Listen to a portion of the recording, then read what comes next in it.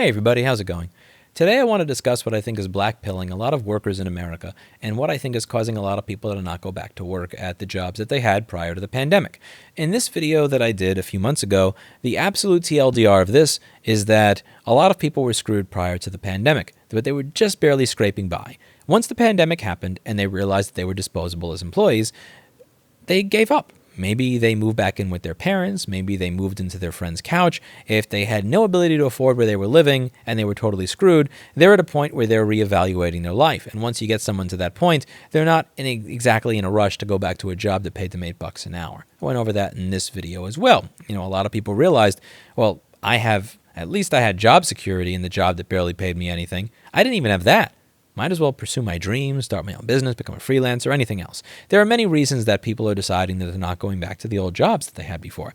And there's one contributing reason that I think is a big one. And I think it's going to be blackpilling a lot of people in the U.S. in the labor market. And that is that if your goal was to purchase a home someday, that for many workers, your salary is actually zero.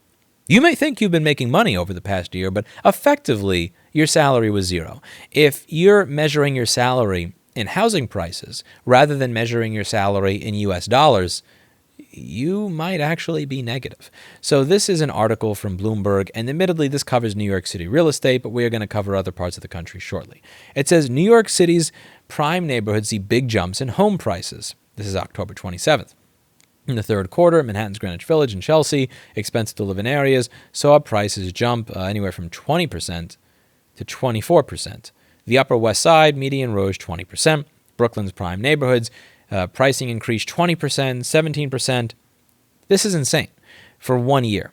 And when you think about home price appreciation over the past 20 or 30 years, particularly over the past 13 years with the endless money printing we've had since 2008. God forbid we actually take our medicine and have normal interest rates in this country so that we don't have bubbles everywhere, but that's a topic for another video.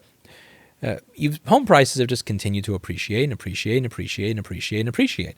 And once home prices get to a certain point, 10 to 20% will actually be your average person's salary. So once home prices appreciate to a certain point, and once inflation gets to a point where home prices are going up by 10 or 20 or 30% in an area over the course of a year, that 10 or 20 or 30% is actually going to be the salary of your assistant manager at Best Buy. That's going to be the salary of a construction worker, the salary of someone who works in a restaurant. Which means if you have let's say a $600,000 house, and it goes up in price by 15% in 1 year, that house is appreciated in price in that year more than somebody's salary if they're like an assistant manager at Best Buy or something. And that's pretty crazy. So if you work one of those jobs, you only get, $30,000 a year. The carrot, not only is the carrot kind of like not dangled close enough that you can grab it, it's actually running away from you faster than you can run to catch it.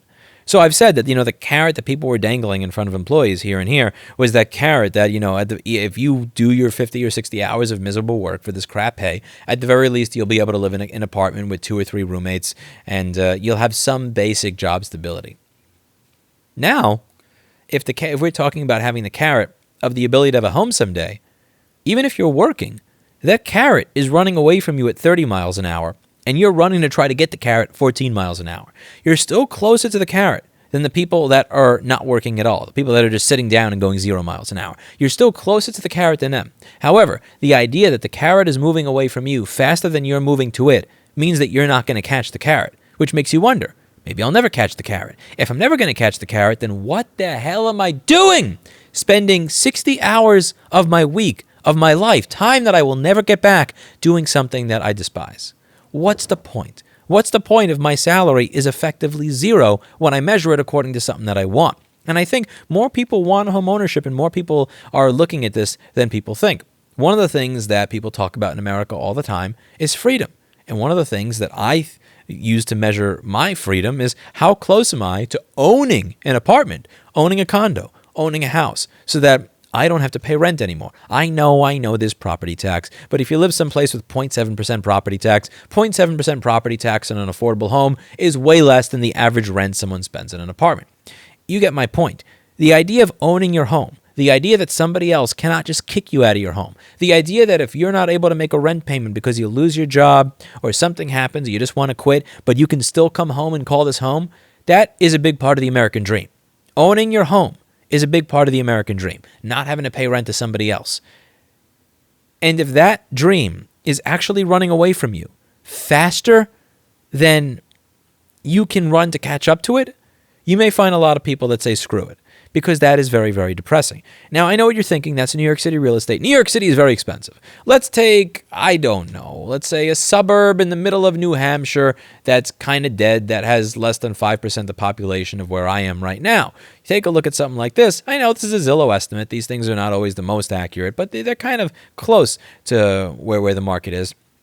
2012 to 2014, it goes up relatively flat, goes back down, goes up, goes down, then starts going up, but admittedly it goes up kind of slowly, and then you have 2019, 2020. Then you have this jump of like 120K in a year. And this is what's going on in a lot of neighborhoods. You have houses and you have areas where the houses were going for $300,000 to $320,000 2 years ago, and they're going for $500 to $600 now.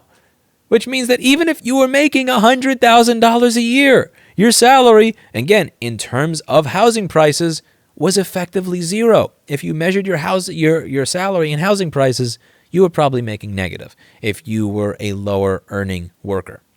And that's depressing, because that means that the American dream is so far away that, was it that George Carlin said it? They call it a dream because you have to be asleep to believe it. Well, it's literally running away from you further than you can catch up to it. And, again, like if you're running at 14 miles an hour and the person in front of you is going 19 or 20, at some point you're going to give up because they're running away faster than you can run to catch them. You're never going to catch them, so you stop. Now, if you stop running, you're going to be further away from them than if you continue running. But since you realize you're never going to catch them, you give up.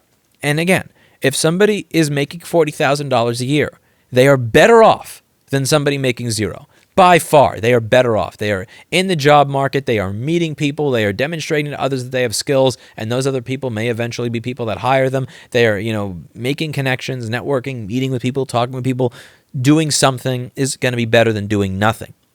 But that's not how people see it emotionally. The way people see it emotionally, the way people process it in their heart is, this is a joke. I am never going to catch up to this. I am never going to have this dream. I'm never going to be one of the people that can afford to actually own where I live. And it is so unattainable to me. And inflation is so great that fuck it. Like, my life's going to be a mess. I might as well at least be able to take some time off. Live in my parents' basement. I give up. I think this is going to blackpill a lot of people. And I think inflation is going to blackpill a lot of people. I think that if tapering doesn't start soon in a serious way, that this is going to go absolutely bonkers out of control. And when it does, you're going to see a lot more people say, screw it. Why bother? Even if you do give people raises, I think we're past the point where small raises are actually going to make a difference here. And this is the thing about inflation. Inflation doesn't hit everybody evenly. A MacBook that cost $1,000, like let's say Apple has an entry-level MacBook that's $1,000. It's still going to be $1,000 2 years later. So when consumers walk into my store, if I tell them it's $425 for a board repair, and then next year I tell them it's $600, their calculation in their head is, do I fix it versus buy a new one?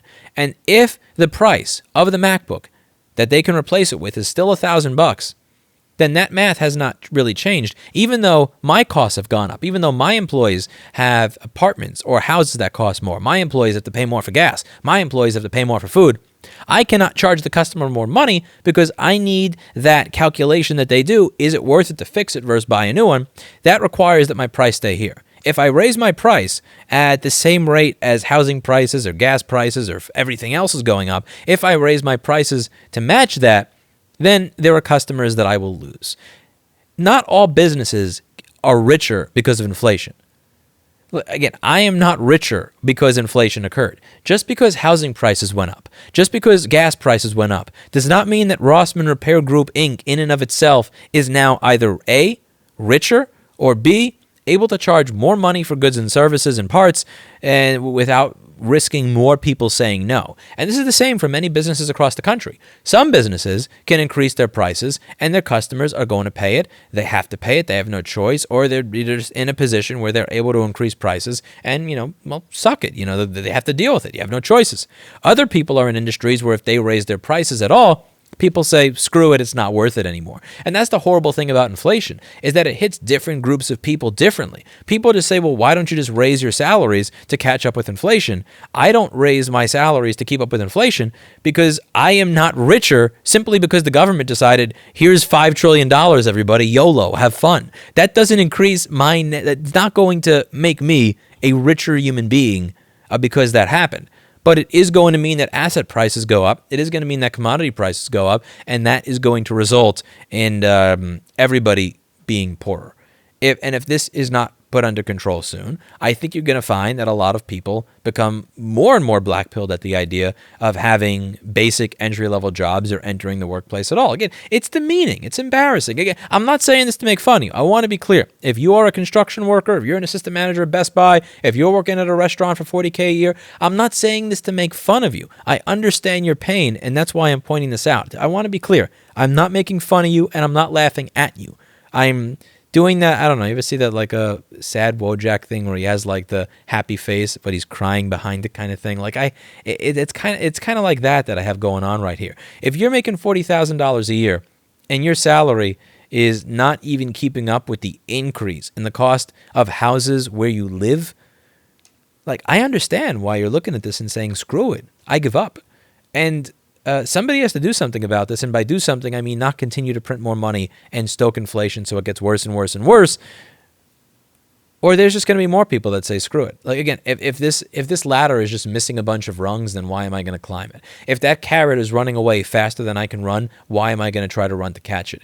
And you do not want to see what happens when millions and millions of people in America opt out of working entirely, opt out of trying entirely, opt out of applying their intellectual capital to solving problems in the world in large numbers. That's not going to be good for the world. It's not going to be good for the economy. It's not going to be good for anybody, even the people that are working every day, even the people that are already, quote, wealthy.